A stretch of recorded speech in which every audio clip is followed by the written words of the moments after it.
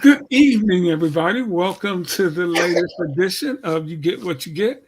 I'm Rick Hampton, along with my great friends, Tree McDougal and Tim Turner, coming to you on a Tuesday evening, 2024. Hello, everybody. Hello, everybody out there. And if you're watching this show on our Facebook African American Athlete page, we're glad to see you out there, and we want you to know you can tune in to this show every week at this hour, uh, hopefully on our Facebook page, but if not, our Facebook page, the African American Athlete YouTube page. And we're going to see how that goes tonight. But Tim and Tree, how you guys doing? Good to see you. Great. I don't have any complaints tonight. Terrific. You know they about the night is young, though, Tree. The night is young. That's true. They had like about 7 school zones cancel school today, on the off chance that it was perhaps going to be icy here in Atlanta. And the only ice I saw there was a Coke somebody spilled in the Publix parking lot. And but the county here, Gwinnett County, where I live, it has to be your home has to have the roof removed by a tornado before they cancel class. They're the only school system in the metropolitan Atlanta area did not cancel school today. Everybody else did, and it looked kind of crazy because this is a 10-year anniversary of Snowmageddon, where there were children frozen, sitting out there on the bus on the highway for 14 hours. So it's out of an abundance of caution, they go overboard anytime there's a mention of frozen precipitation. I don't think that's overboard. I think that's just being safe. Okay, that was 10 years ago. No, I'm just saying. Yeah, but a one-time occurrence, they're being safe, but people in Gwinnett County like, man, please. No, I'm saying that because there was a child who died in North Carolina, they didn't shut down the schools. And so, I think that lesson learned. So you treat it as though it's frivolous, but it's better to be safe than lawsuit, I would say. That's true. Or losing a child. How many snow trucks does Atlanta have? How many what? Snow trucks. Well, they have enough.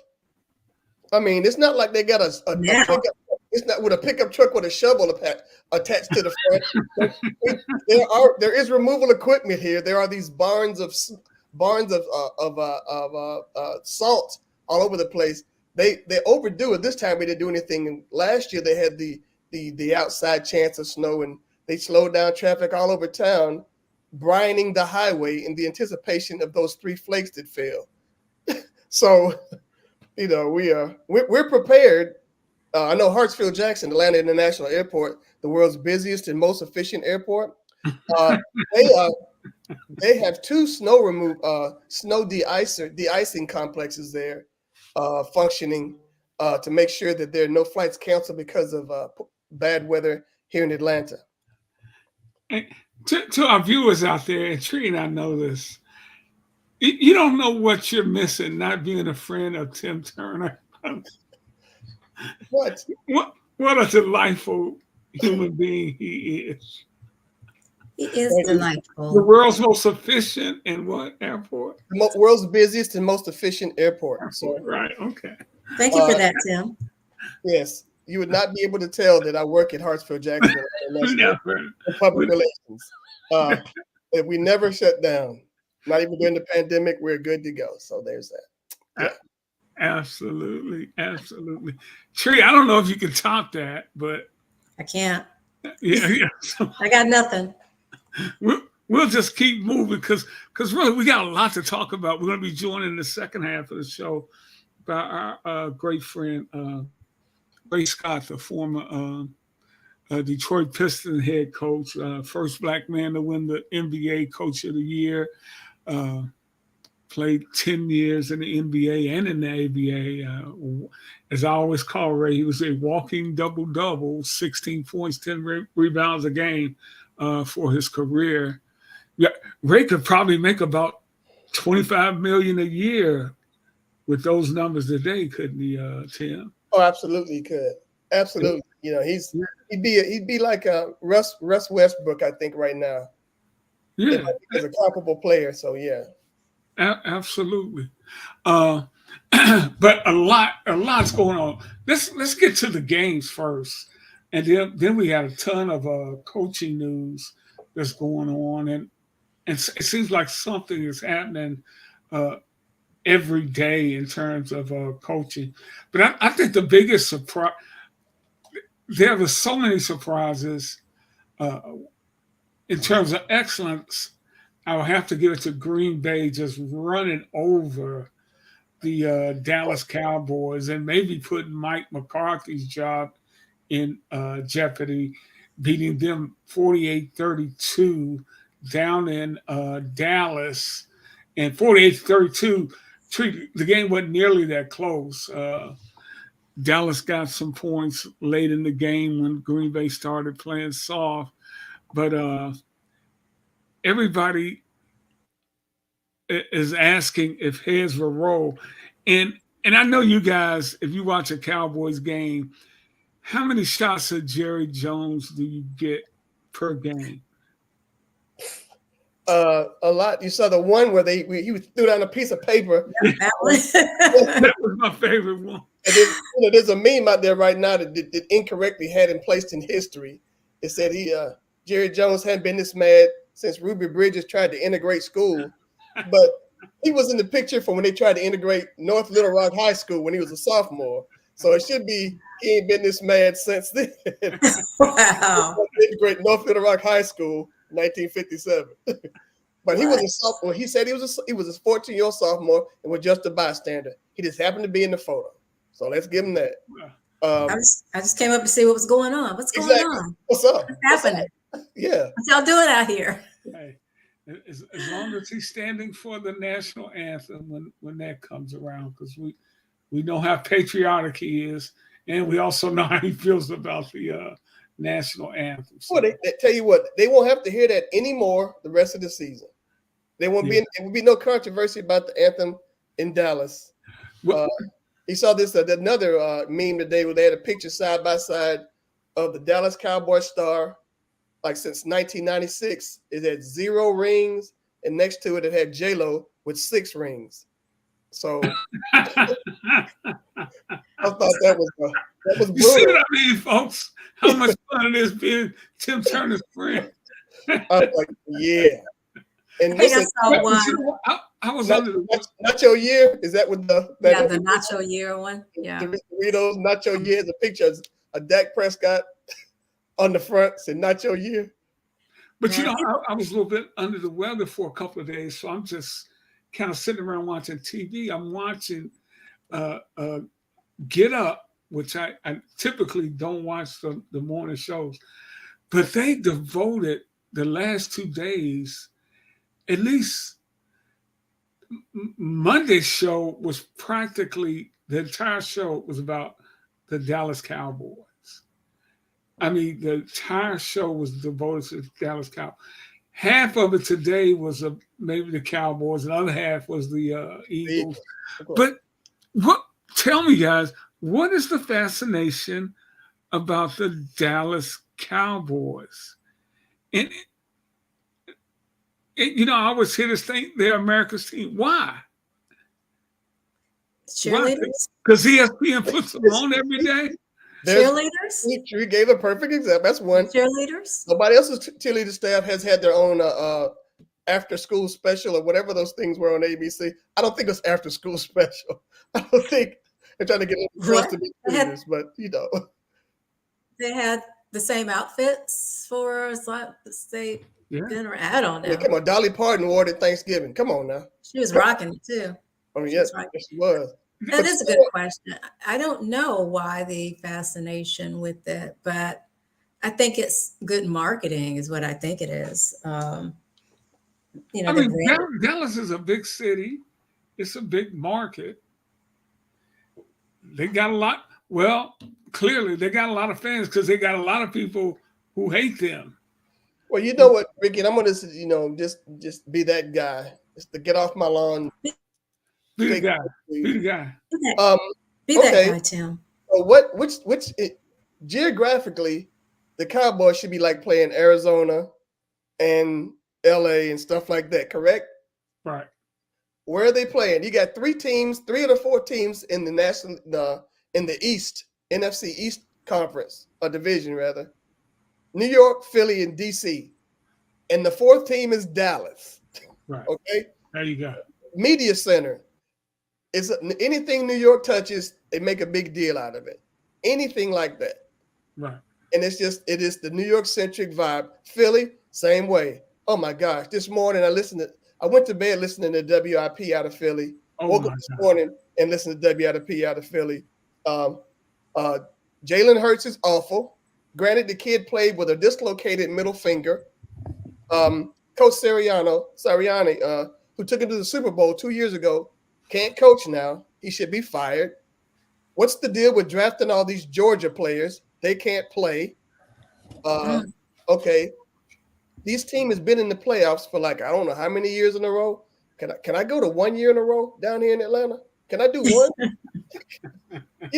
People get spoiled and think this kind of craziness, but and these people are screaming and bleeding louder than anything.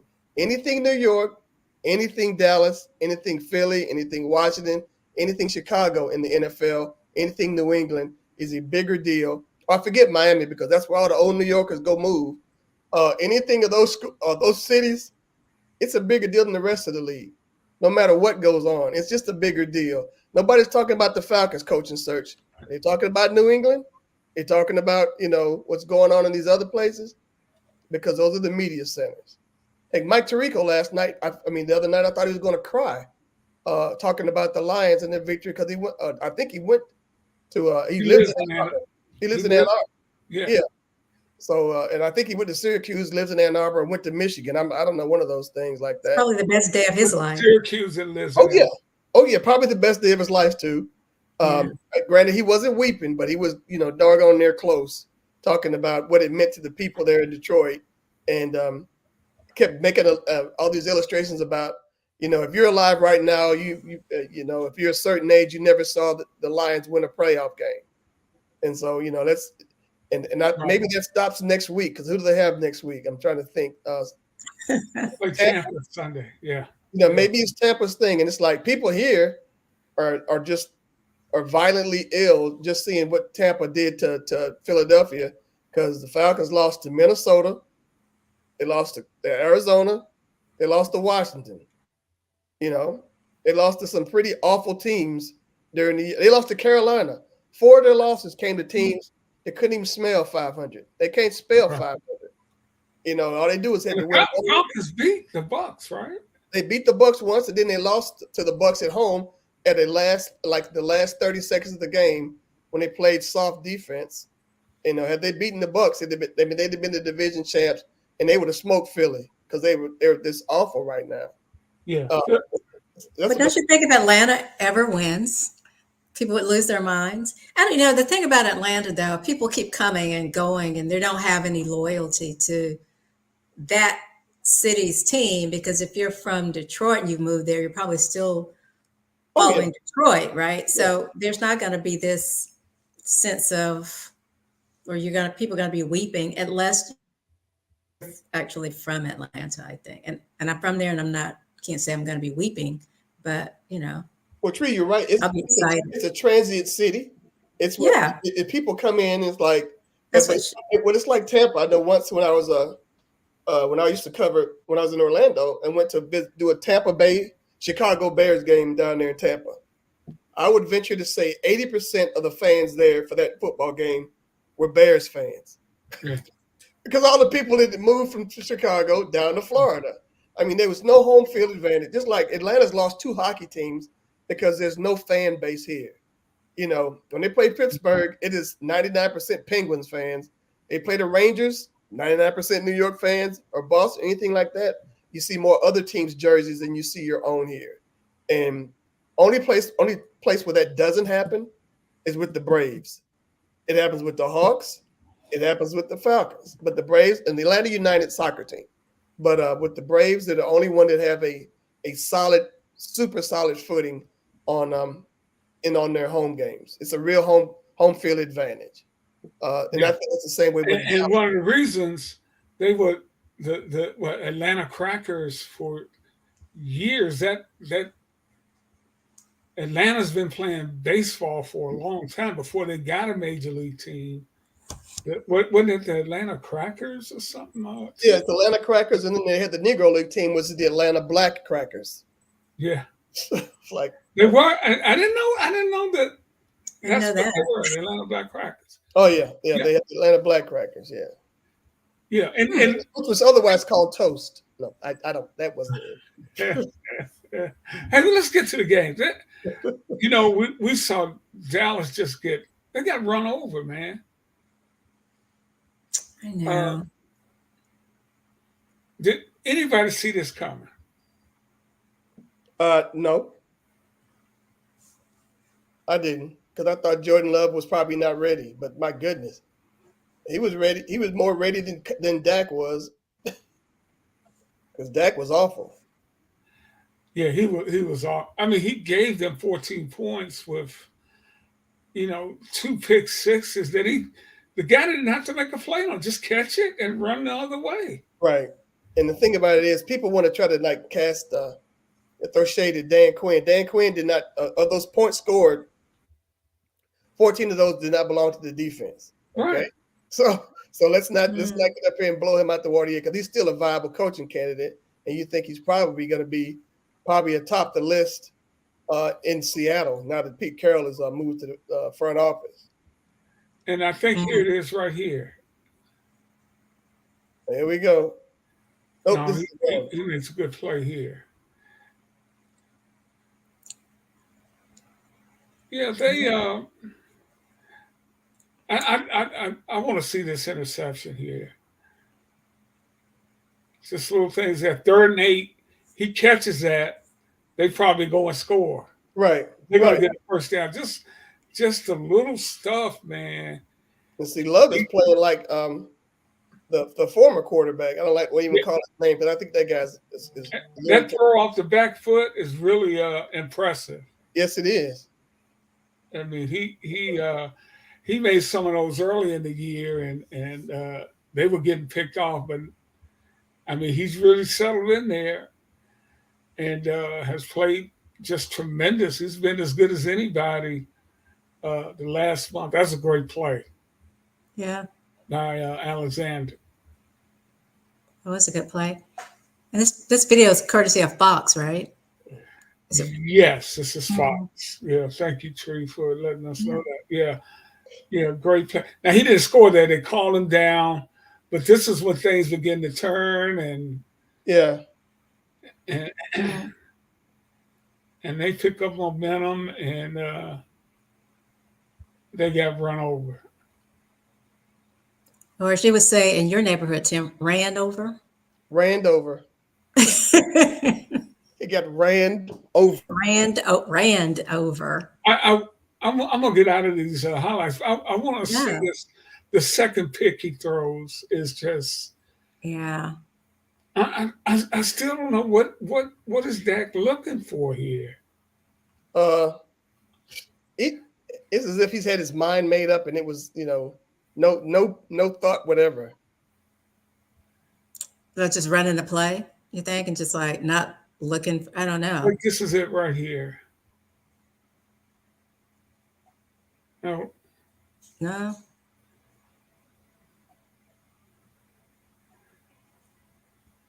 It's coming here. It's coming.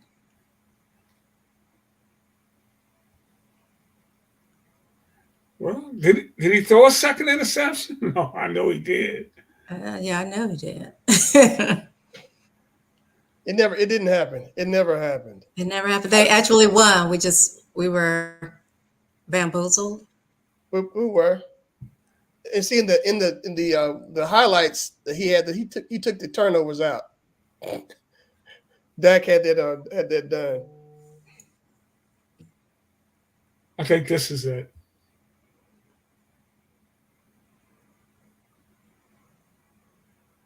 Well, I'm gonna have to do a better job editing. No worries. Oh no! This is it right here.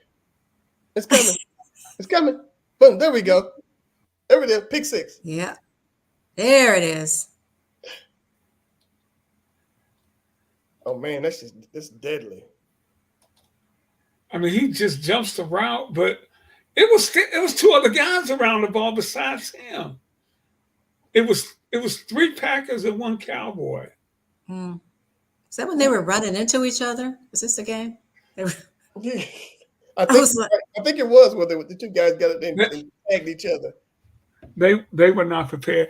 But you know what? I don't want to spend too much time talking about Cowboys because Lord have mercy, everybody else does.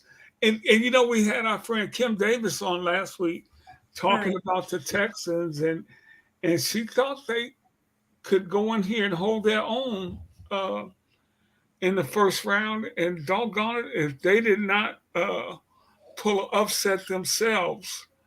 And but that little gravy train comes to an end next week when I guess you can they go to Baltimore. Yeah. You can dub that the hardware bowl because you got one quarterback is going to be a surefire rookie of the year, and then you got the other quarterback as a surefire MVP of the league. So, you know, and it's going to be one of those things where. So now you're sure he's going to be the MVP? Oh yeah. Then you're going to have Dr. King and all kinds of brother analogies pulled out because you got the two quarterbacks there. But you know, or somebody may say, you know, it's getting to the point where we don't even notice that they're African-American quarterbacks. No, that didn't happen yet. Yeah, and when they do the MVP Coach of the Year, is that through the playoffs or just regular season? Regular season, but you know, if it's through the playoffs already, I would think DeMarco would be. Yes, DeMarco would have to be the Houston coach would have to be the guy, and it's just a great story. Mm-hmm. Just a great story to watch. So, did I hear you say you're counting out my new favorite team? You got to. I'm sorry, my new favorite player. They're at Baltimore. And you know, they have a really good defense, but it would be a great story for Houston to, you know, go from stinking it up and pulling off the greatest robbery ever in a trade when they got Deshaun Watson, to get all these draft picks and to get all these players. For a guy who had a lot of baggage, and they got Stroud. And it's a credit to the front office and the people of the Texans to make great draft selections. I mean, they really did a great job. And that team's going to be strong for a while unless there's some sort of financial considerations come into play. Now. You should have a friendly wager. What's that? Go ahead, Tree. Wager. I'm still going to hold out for Texas. You froze. I didn't. Okay. I said maybe we should do a friendly wager. Okay, friendly wager. Okay. You go with the Texans. Granted, you know what? I want the Texans to win, but I have to. You know, I think Lamar will. So I'm gonna go with Baltimore. You go with the Texans. I gotta figure out what kind of food would you like? Liquid bourbon. Bottle. That's easy. Okay. That's it. Okay. All right. I'll tell you. I'll send you the brand. Okay, we do that. I'm not going to do any advertising here. I'll send you the brand. Okay. And you? Now, Baltimore is going. I'm sure Baltimore is going to be a touchdown favorite at least in that game, and maybe a little more. But there is some pressure on Lamar Jackson because as terrific as he's been, he has struggled some in the playoffs. I think he's 1-4 in the playoffs. So people want to know, of course, they're always looking for something. Well, can this guy win a playoff game? Well, he's been hurt some of that time too. It's not like he's going into this thing healthy. You know, there's always extenuating circumstances why people do poorly, except for the Cowboys. They just stink. Yeah, yeah. So I'm interested to see that because I think the Ravens they will be my Super Bowl favorites at this time. When you look at the 8 remaining teams, of course you're going to have the winner of Kansas City and Buffalo with 2 of the most dynamic quarterbacks. the winner of Houston and Baltimore is going to have to face them. That's going to be a great. We got the makers of a great AFC title game, and in the NFC we got the Lions and Tampa Bay. Tampa Bay's coming to Detroit, and I I have a hard time seeing the Lions lose at home with that home field they have. And the 49ers are just so strong that I don't see them faltering at home the way the Cowboys did. Of course, Homer. Yeah, it's taken me a while to because I'm like these guys. The last time the Lions won a playoff game, I was covering the team in 1992. That's how long it's been. But the thing about this team, everybody who made fun about Jim Caldwell, the coach Dan Campbell, he has really instilled toughness and the grit he always talks about. And I actually got this clip. You want to know about what the Lions are about? Watch this. And he will. Did St. Brown? This is from earlier in the year when the Lions played Tampa Bay. When they played the old unis for the Bucks. Yep, it's a third and 13 play. He threw a crossing route. Goff hits a crossing route to St. Brown. This guy's not even the pitcher. Third string running back, Craig Reynolds, number 13. Watch him come into play on this. St. Brown has it. Needs to get to the 14-yard line, and he will. Craig Reynolds through the big block, and St. Brown works all the way to. That's Detroit football, man. It is. Absolutely. That right there, I saw that live, and I'm going, see, I can't imagine my boys blocking like that. So look where he's coming from, Tim. Yeah. He could have just stayed back and watched the play. Okay, maybe he gets the first down and we kick a field goal. You got Reynolds there blocking. Needs to get to the 14-yard line, and he will. Craig Reynolds through the big block, and St. Brown works all the way to. Let's just want to. And you don't see a lot of that for people. And I thought your boy was going to be a joke, Campbell, with the biting of the kneecaps comment and the whole kind of crazy with where he came out. I'm like, yeah, he's not going to last long, but he lasts longer than my boy down here. So it's enough of that. Yeah, so that's the kind of team whoever plays them. When you talked about they're gonna fight, they definitely do that, and that's the perfect. And why I think why this team has people here have really taken hold of this team because they represent. That's what Detroit's about: blue collar city. Factory workers, auto workers, people who work hard every day. I mean, sometimes you hear that and that's just some kind of a cliche. It's real here in Detroit. And those I could show you if I could find the clips, 10 other plays like that this year where guys are just hustling down the field. Jameson Williams, the former Alabama wide receiver, makes a great block on a 75-yard run by David Montgomery. He comes across the field and knocks a guy out. Those teams are hard to beat, man. Yeah, they are. But you hit on all these things, but it's going to be a different thing with the Buffalo Kansas City game, and I guess it's a role reversal, Tree, don't you think, with the Kansas City and Buffalo? I want to see. Yeah. I want to see what Patrick can do on the road. I want to see I hadn't looked at the weather up there yet, but I want to see how he's going to function there. Of course, how could it have been any worse than what it was in Kansas City the other night? So, I think is this the first time Mahomes is on the road, or first time he's on the road, That's something he's never, so that should be interesting to see what's going on. Yeah, but Tim, do you think that's going to phase him at all? Well, I doubt it because I think he's probably, I don't know, man. What's going to phase him is his receiver dropping the ball. I think he's been in hotels before, so in road games, and he has seen snow. You saw that last week, so So from an athlete, talk to me a little bit about how that would impact him. You said, it's been a while, so.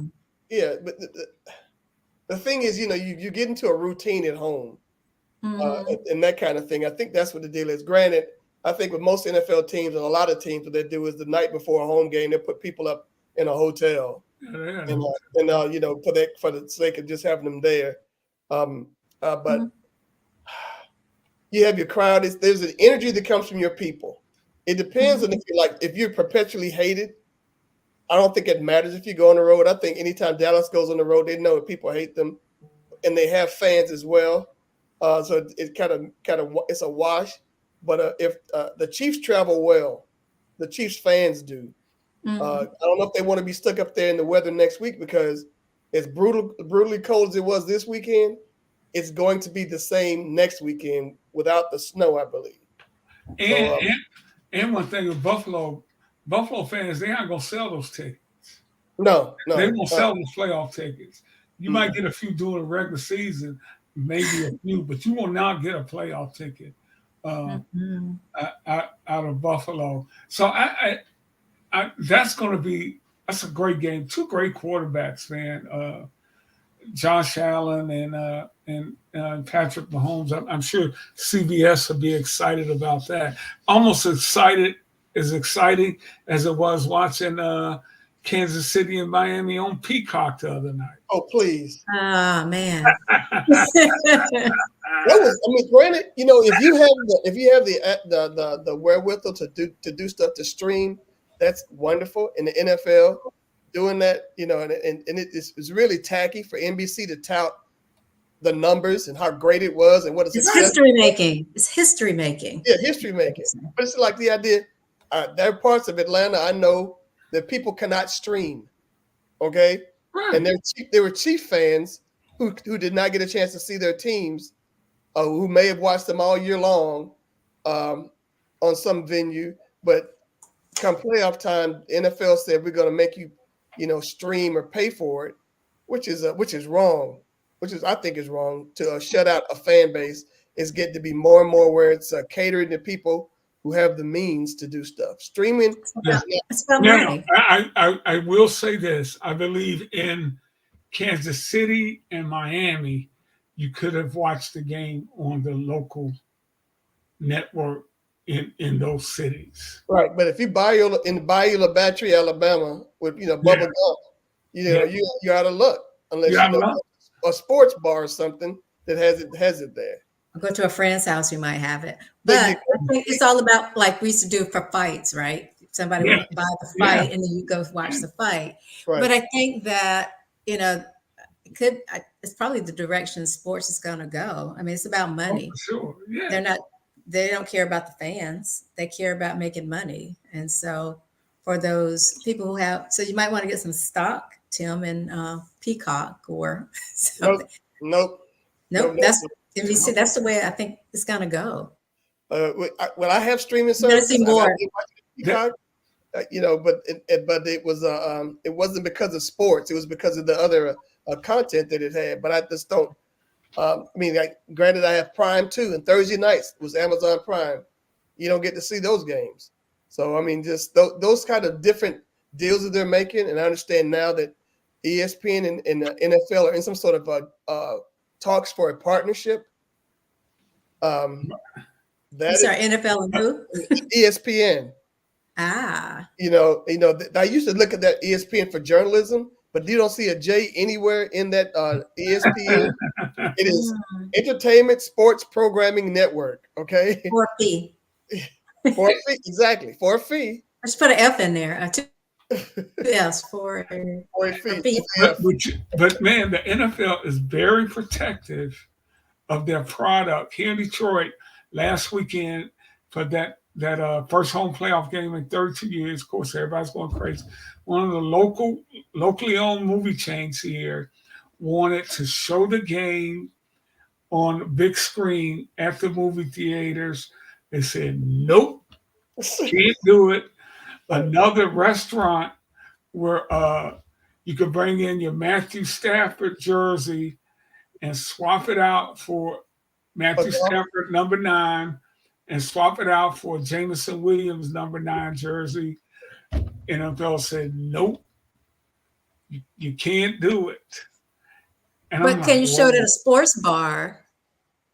But they were going to charge to people to come into the movie theater to see. Well, I got the story in the paper said, the movie theater said, the NFL requested that Imagine Theaters not showing. So we're honoring the NFL's request. They brought in their goons. Yeah. They're going to break some knuckles and kneecaps. Yeah. So we know they. I was thinking Luca Brasi exactly. And I know you guys know that when the Super Bowl comes around, you'll see all these commercials talking about the big game. Right. You can't say Super Bowl. You cannot say Super Bowl. It's always the big game. Really? The big game. I never noticed that. Yeah. Well, you will now. Yeah. I will now. You'll say, when you have your party you're ready to watch the big game, wink, wink. Yeah.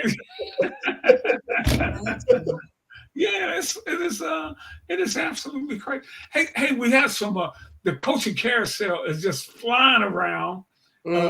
It made us one of his first stops was in your town, Tim, Atlanta. And were you surprised that Smith got the boot? And at least he went out cussing somebody out. Well, and it was necessary. And I tell you what, it's like, it's against league rules to have bounties. You're not supposed to have any kind of bounties. But I could easily see 80-some-year-old Arthur Blank hobbling into the locker room when the Saints play the Falcons in Atlanta or in New Orleans and saying, boys, take somebody out. I got you fine. Because that's the kind of stuff you get when you do that kind of foolishness, a fake kneel down and go for the touchdown. I can see that kind of thing where they were intense. I mean, it's already a rivalry. Okay, you just making it really ugly and nasty when you do foolishness like that. And that's a reflection of the coaching staff and him not, the players not having that kind of respect for him. Talking about we made a team decision to do that. Granted, that's water under the bridge for the old coaching staff. We're looking for a new coach, but new in terms of not been there before. But right now we're looking at one of the oldest dudes ever. Right now, Bill Belichick coming up in there. That's interesting. Would you guys want him in Atlanta, Belichick? I keep hearing people say yeah, but it's like the Falcons have not hit on any kind of winning coaches except for 2 in my lifetime, maybe 3. Dan Reeves took him to a Super Bowl. Mike Smith had a run of a lot of playoffs, and Quinn took him to Super Bowl, and then he fell asleep on the sideline and let Shanahan run 3 stupid plays and take my Super Bowl, and I would die. I would go to my grave. Had never seen the Falcons win a Super Bowl. Thank you, Kyle Shanahan. Who was the third one? I lost you guys for a minute. Who was the third one, Tim? Dan Quinn, who's the defensive coordinator now for the Cowboys. Mike Smith, the other one, and Dan Reeves won a Super Bowl. I mean, went to a Super Bowl. So Dan Reeves, good coach. He was a good coach. Dan Reeves. Well, he said, hey, but before some of those guys take the old man, I was like, man, that's ageism. You don't think he would do it? I want him to go be here for the long haul. I mean, I don't see him being here. It's not like he's gonna, pass on the sideline. I just don't think he'll have the energy. He spent 20-something years in New England. He's going to be down here with people up there in Atlanta who aren't used to winning and doing crazy stuff. That he's going to probably go like, I'm too old for this, pulling a Danny Glover and get the weapon. Yeah, I'm totally with you on that, Tim.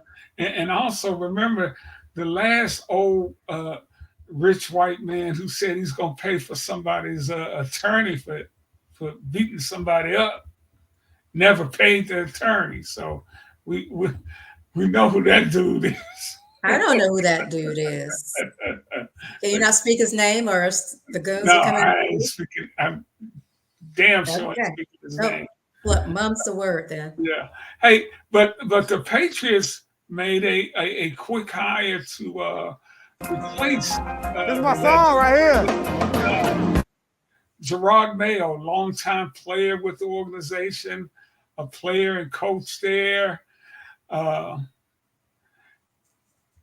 Your thoughts on the Patriots bringing in, just hiring with it in to bring in Gerard Mayo? You go, Tim. You know more. Well, I think it's a great move. I thought that, it sounded like it's a contractual thing that was already worked out, and I think it satisfied the Rooney Rule by not interviewing anybody. They already had an in-house candidate, and what I understand, people there are just really high on this and really excited about it. Yeah, and a guy that he reminds me of is out there in Las Vegas right now, and Pierce. What's Pierce's first name? He has the interim tag on him now. The Las Vegas Raiders coach is. Let me look it up. Pierce. Raiders coach. Antonio Pierce. Yeah, Antonio Pierce. Yeah, and the Falcons have asked to interview him as well. And wow. I saw where one of the guys, Crosby, said that he's exploring trade to be traded if Pierce doesn't get the job full time, which I think is a great sign of loyalty. Yeah. And he said Crosby said they effed it up when they hired Josh McDaniels from the Patriots. And I've actually heard his name up for another job. Yeah, I understand they need a guy to work the third shift at the Waffle House here in town. No, this was an NFL job. No, man. It can't possibly be another NFL job. Why? I know you guys recycle these dudes, man, but come on. That's pitiful. That's real pitiful. Wow, Tim. Tell me how you feel. He can't coach. He's sorry. He keeps getting jobs and he shouldn't have them. Do you think Sirianni's going to be going anywhere? You were listening to WIPI the other night. Yeah, I heard the people in Philly crying left and right about the team, and granted they started 10-3, and then they ended looking like just who done it and what for. So that was why it was so hard, and they were really just livid. Why do we draft all these Georgia players? This one kid's out of shape. Sirianni can't coach anymore. Granted, Jalen Hurts, I don't know if he's a long-term solution at quarterback for us. Granted, this kid played with a dislocated middle finger. This finger was dislocated, and he played. And then the thing that was a topper was to a person, the three people there said, you know what? We owe Donovan McNabb an apology. He's the best quarterback this franchise has ever had. And you know how they ran him out of town, right? And speaking of coaches, somebody who won't be going anywhere will be Mike Tomlin, who told players today he's returning in 2024. I saw that. And I think he'll coach there he tells the Rooneys that he's ready to go. Guy has never had a losing season. He's 173-100. He's got a Super Bowl championship, but he hasn't won a playoff game in 7 years. Right. So I think he has a good relationship with that family, though, right? That's what I think I read. Oh, yeah. He does. He absolutely does. But the deal was, I understand that this press conference, season in the press conference, he was asked about his future, and he just walked off the podium. And that made me think that he was going to, give up the ghost. And, who else can say that every year they've been a head coach, they've never had a losing record? I don't know anybody. Yeah. Ever. That's awesome. And I heard that was the first question asked of him, not about the game, that they fell behind, actually climbed into it, back into the game for a minute. I mean, I think it's right to ask that question. And but I think better journalism was to get the story of the game first. It was, and but you try to backdoor it a little bit by saying, after a game like this, does it make you rethink your, your career, your future here? Does you talk about the game and then you do that. Then he gets up there and goes, "Shut up," and then he walks out. Yeah, but as our friend John Harris told us when he was on the show, that there's hostility between the media in the Pittsburgh area and in the Pittsburgh market and Tomlin. I don't know if it goes both ways because I'm not there every day, but I'm sure he has haters. Only people who don't look at that as who don't hate him are folks outside the city who understand how difficult it is to have winning records every year you've been a coach, and every year because you have winning records, you have a tougher schedule. I mean, it's like the teams that stink this year are going to get some really, soft schedules. People who win consistently at a high level. That's why you have to admire what Belichick has done, or these other places who are consistently winning franchises because they get tough schedules every year and they continue to win. They lose people, lose coaches. They draft well. You take your hat off to those folks, which is what Tomlin has done. Except I think they've missed on the last couple of drafts, and I'm thinking the quarterback that got hurt that's not there now. I'd really be worried about my job because the kid who came in this weekend didn't look bad. Yeah, but Tim, I think you said people have to understand.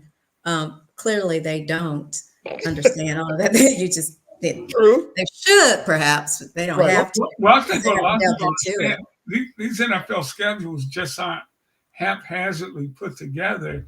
If you are a first place team, you're going to play other first place teams from the year before. Second place team will play second place teams, third place teams, and fourth place teams, and so on. And then you'll play a certain division, and then you'll play teams from a certain division in another conference. So those are tougher schedules. And the Pittsburgh's consistently first and second in that. And it also makes a difference with the comp division you're in, because Pittsburgh also plays, 2 games against Cleveland, Cincy, and Baltimore. That's not soft. That's tough. Those are 3. So it's like you can't do like New England back in the day when the Jets and Buffalo and Miami stank, and that was a guaranteed 6 wins right there. Yeah, and Green Bay had it that way too. Yeah, Green Bay had that way. Detroit and Chicago. Minnesota would be, somewhat competitive from time to time. So it's a difference. Yeah, I think too. The other thing is people like winners and they want to win. So, and if that's all you got going on, true. You're raised up to watch a particular, be a fan of that particular sport, and you're hoping and waiting. And, before people transfer back and forth so much, didn't you think that, or were drafted and traded, then they pretty much stay there? Or has it always been this thing? And so it's so easy for people to move. No, it was like that. So. You saw these people year after year after year. They weren't team jumping at all. But you made me think about, if you grew up with that, what the deal is. And this is a different sport. And it's like, here we are a month away right now from spring training starting in baseball. I saw 3 cars today, 2 cars today with license plate holders that were Los Angeles Dodgers, and these were African Americans, saw a black guy in the store in the Publix with a Jackie Robinson jersey on and a Dodger hat on. And I'm like, people are raised with some of these teams, like Forever Today. I got one of my friends here, diehard Cowboy fan. I'm going to give him a call tonight. I wanted to give him a couple of days to cry, but I will call him tonight to talk with him. That's very generous of you. I can't do no more. I can't do no more. I think now they just throw away plate. I mean, so I think that's why fans who want to win are just so like, let's get rid of this person and get somebody new. So they're part of that transition or not transition, but part of that conversation of wanting someone new. And then when they get someone new, they don't like that person if they're not winning. So it just kind of perpetuates that, I think.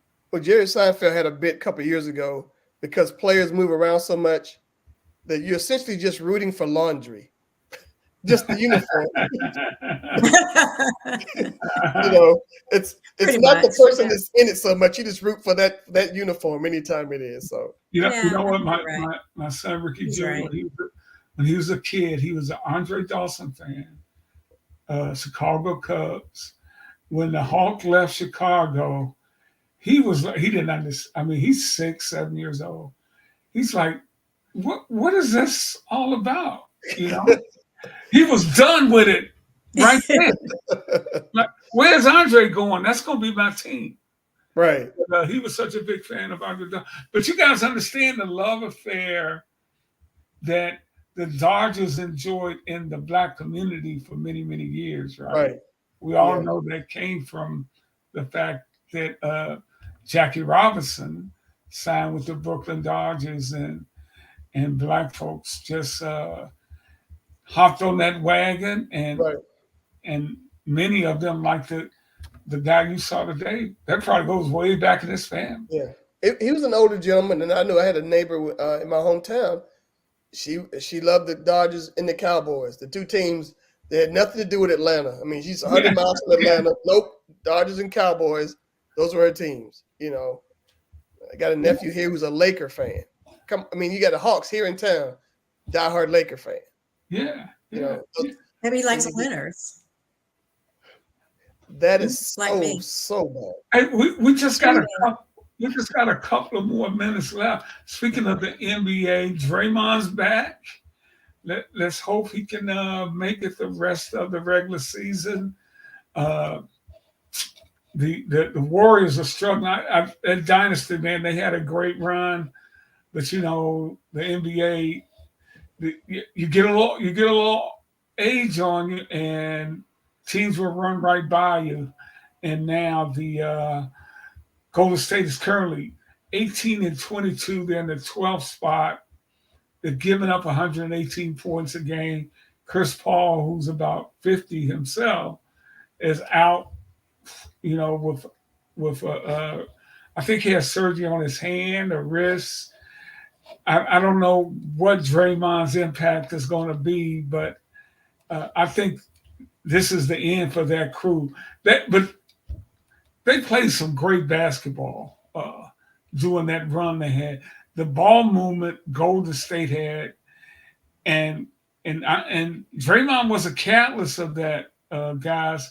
With his passing, they had the Splash Brothers spotting up, making big shots. And what people didn't realize with that team, those were good defensive teams too. Right. And it started with Draymond too, I believe. And I think what was it? Monday was his first game back when he played at Memphis, and he pretty much said, "Look, we can't have the antics," is how he put it. We can't have the antics. So, kids out there, when you stomp on somebody, that's called an antic. Yeah. Well, Draymond's a Michigander, Saginaw, Michigan, tough town. Grew up playing in the Saginaw Valley League. That's you playing teams out of Flint and Pontiac. Those guys are hard-nosed players. Some of the old school guys may remember Team Cleaves and the Flintstones. They play a physical brand of basketball, and he played with an edge. That's the way he's really played. his whole career. He's kind of taking it to another level now. That's what got him in the league. That's what got him paid. So, I get some of that. But, bro, you ain't got to be angry now, man. You've had a heck of a run. And I think this is a great story to end the night on, is Dwayne Wade getting a statue in his honor for the Miami Heat. Well, he's a constant. I mean, I think it was he and LeBron and Chris Bosh. That was their big three. And I thought they were outstanding. And he was there when I think they won a championship with Shaq and Dwayne Wade and LeBron and Dwayne Wade. But it was always D Wade right there, doing his thing. And he was one of the greatest players ever in the Heat history. He deserved that statue. I'm surprised that they haven't done anything with Mourning or Shaq, and for that matter, because those were guys who really were instrumental in the success that they'd had down there as well. Yeah, I got to see a little bit of a clip today where they were asking him how he felt about it. You can see how emotional he was about it, and just talked about how much he loves Miami, and how he considers that home since he kind of grew up there, is how he described it, from playing ball there so long. So good for him. Yeah. It seems to be a good guy. Congrats to him. I think that's honor well deserved. Hey, this just came across my feed here. Falcons make the most sense for Justin Fields. By Reese Johnstone. Oh, this is just a speculative story. I was about to say that must be his agent. Yeah, that must be sorry. Hey, where you know where the Falcons are drafting yet, Tim? At number 8. Number 8 this year. Oh, I wouldn't give up an 8 for him. It might have been drafted a little later than that. In my world, I would want to see them bring in Russ for a year and then find somebody else. And draft a kid, like the kid from LSU, bring in Russ, let him play, sit a year, watch Russ play, Russell Wilson. And it's like he can sell it because I think Sierra's from Atlanta. So, bring homegirl home. I would like to see that because I think Russell Wilson would know. He would add an element where it would free up the running game, would free up the receivers. We got a bunch of wasted offensive talent. The defense played well. It's a good enough defense to win if the offense would give it some help. Put it that way. And you know what? And the story at the end, they talk about Wilson, who will be released on June 1st. So you could get him at a reasonable price after June 1st. That's your starting quarterback right there. That's what I said. I mean, I want him. He's only got maybe 1, maybe 2 years left in him. Yeah. And a kid sitting behind there can learn from him, just like Jordan Love sat for 4 years behind the crazy person who was there before him, who's now with the Jets. And evidently he picked up a lot being in that room. And he played lights out on Sunday. So,